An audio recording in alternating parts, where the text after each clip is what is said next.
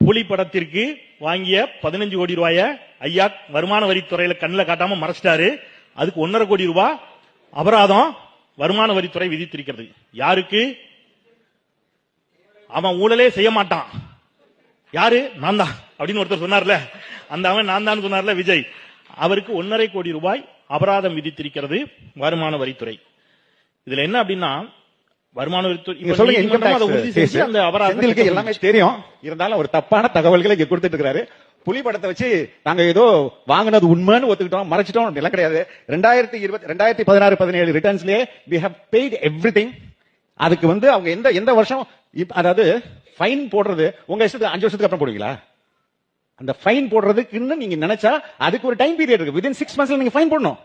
போடாம விட்டு 2022 கொண்டு வந்து போட்டீங்கன்னா அது சட்டத்துக்கு புறமானதுங்க. என்கிட்ட ஜட்மெண்ட் காப்பியே இருக்கு. அந்த ஜட்மெண்ட் காப்பில பாயிண்ட் ஆஃப் டிஸ்பியூட்டே இருக்கு.